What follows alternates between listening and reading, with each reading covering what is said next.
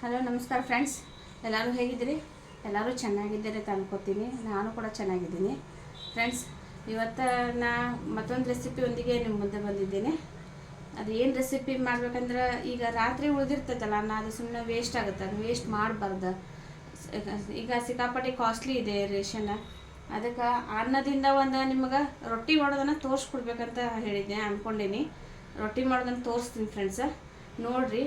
ಅದನ್ನು ಮಾಡ್ಕೊಡ್ರಿ, ತುಂಬ ಟೇಸ್ಟಿನೂ ಆಗುತ್ತೆ, ನಮ್ಗೆ ಅನ್ನ ಉಳಿತಾಯನೂ ಆಗುತ್ತೆ. ಅದಕ್ಕೆ ಅದನ್ನು ಮಾಡಬೇಕಂತ ಅಂದ್ಕೊಂಡೀನಿ ಇವತ್ತು. ಅದಕ್ಕೆ ಏನೇನು ಸಾಮಗ್ರಿ ಇರಬೇಕಂತ ಹೇಳ್ತೀನಿ ಬೇರೆ ಫ್ರೆಂಡ್ಸ್. ರಾತ್ರಿ ಉಳಿದಿರೋ ಅನ್ನ ಇದು.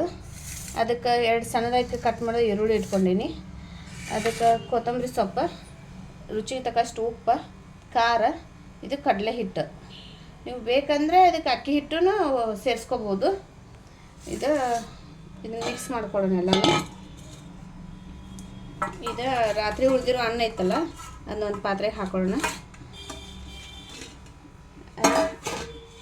ಚೆಂದಂಗೆ ಮಿಕ್ಸ್ ಮಾಡ್ಕೊಳ್ಳೋಣ. ಇದಕ್ಕೀಗ 2 ಸಣ್ಣದಾಗಿ ಕಟ್ ಮಾಡ್ಕೊಂಡು ಈರುಳ್ಳಿ ಇಟ್ಕೊಂಡಿದ್ದೆಲ್ಲ ಇದನ್ನು ಸೇರಿಸ್ಕೊಳ್ಳೋಣ. ಆಮೇಲೆ ಇದಕ್ಕೆ 2 ಬೌಲ್ ಕಡಲೆ ಹಿಟ್ಟು,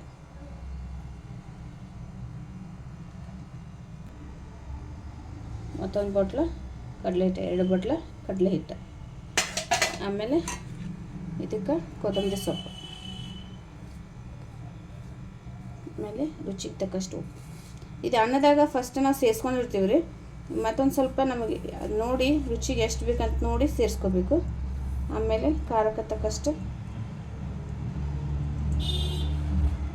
ಖಾರ ಸ್ವಲ್ಪ ಹಾಕೊಳ್ಳೋದು. ಇದನ್ನೆಲ್ಲ ಚೆನ್ನಾಗಿ ಮಿಕ್ಸ್ ಮಾಡ್ಕೊಂಡ್ರಿ ಫ್ರೆಂಡ್ಸ್. ಇದನ್ನೆಲ್ಲ ಚೆನ್ನಾಗಿ ಮಿಕ್ಸ್ ಮಾಡ್ಕೊಂಡ್ರಿ. ಯಾಕಂದ್ರೆ ಅನ್ನದ ಇದನ್ನ ಇರ್ತೈತಲ್ರಿ, ಅನ್ನ ನೀರಿನ ಅಂಶ ಇರ್ತೈತಿ. ಇದನ್ನು ಮೊದಲು ಎಲ್ಲ ಮಿಕ್ಸ್ ಮಾಡ್ಕೊಂಡು ಆಮೇಲೆ ಎಷ್ಟು ಬೇಕಂತ ನೋಡಿ ನೀರು ಹಾಕೊಳ್ಳೋಣ.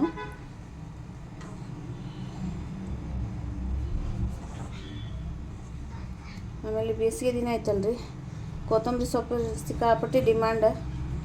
20 ರೂಪಾಯಿಗೆ ಒಂದು ಕಟ್ಟು ಕೊತ್ತಂಬರಿ ಸಿಗುತ್ತೆ ರೀ. ಈಗ ನಮ್ಮ ಹಳ್ಳಿಯಲ್ಲೇ 20 ರೂಪಾಯಿ ಸಿಗುತ್ತೆ, ಸಿಟಿಯಲ್ಲಿ ಎಷ್ಟು ಸಿಗುತ್ತೆ ಅಂತ ಗೊತ್ತಿಲ್ಲ.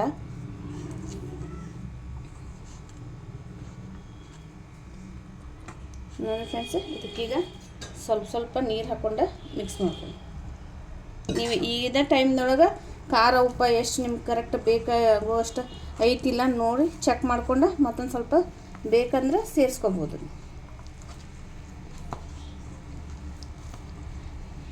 ಫ್ರೆಂಡ್ಸ್, ಎಲ್ಲರೂ ಸಬ್ಸ್ಕ್ರೈಬ್ ಮಾಡ್ಕೊಳ್ರಿ, ನಿಮ್ಮ ಫ್ರೆಂಡ್ಸ್ ಆ ಫ್ಯಾಮ್ಲಿಗೆ ಶೇರ್ ಮಾಡಿರಿ, ಕಾಮೆಂಟ್ ಹಾಕಿರಿ. ನೋಡಿ ಫ್ರೆಂಡ್ಸ್, ಈ ಥರನಾಗಿ ನಾವು ಕಲಸಿಟ್ಕೊಂಡು ಇದನ್ನೀಗ ಒಂದು ತೆವೆ ಕಾಯಕ್ಕೆ ಇಟ್ಕೊಳ್ಳೋಣ್ರಿ. ಈಗ ಫ್ರೆಂಡ್ಸ್, ಇವಾಗ ಪ್ಲಾಸ್ಟಿಕ್ ತೊಗೊಂಡೀನಿ.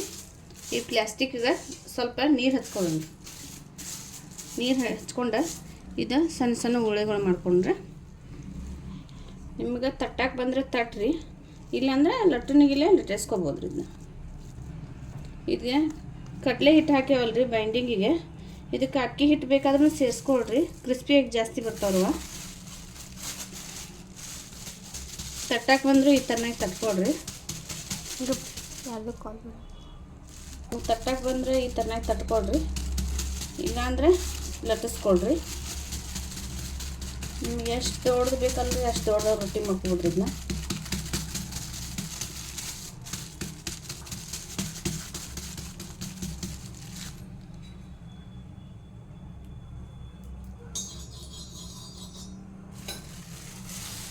ತವೆ ಕಾಲೈತ್ರಿ, ಎಣ್ಣೆನ ಹಾಕೇನ್ರಿ, ಅದ್ರೊಳಗೆ ಇದನ್ನು ಹಾಕೋದು. ಹಾಕಿ 2 ಸಾರಿ ಚೆನ್ನಾಗಿ ಬೇಯಿಸ್ಕೋಬೇಕು. ಆಮೇಲೆ ಇನ್ನೊಂದು ಮಾಡಿ ಲಟ್ಟಿಸಿ ತೋರಿಸ್ತೀನಿ ರೀ. ಈಗ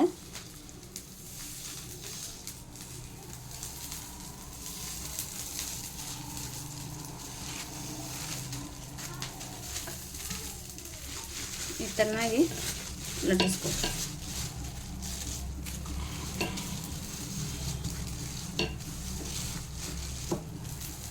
ನೋಡಿ ಫ್ರೆಂಡ್ಸ್, ಈ ಥರ ಚೆನ್ನಾಗಿ ಲಟ್ಟಿಸ್ಕೊಳ್ರಿ. ಆಮೇಲೆ ಇದನ್ನು ತಿರುಗಿ ಹಾಕೋದು. ಇನ್ನೊಂದು ಸ್ವಲ್ಪ ಆಯಿಲ್ ಹಾಕೋದು.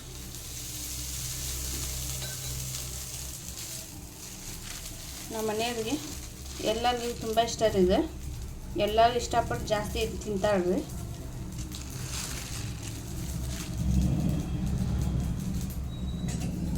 ಫ್ರೆಂಡ್ಸ್, ಈ ಥರನಾಗಿ ಇದು ಬೇಯಬೇಕ್ರಿ.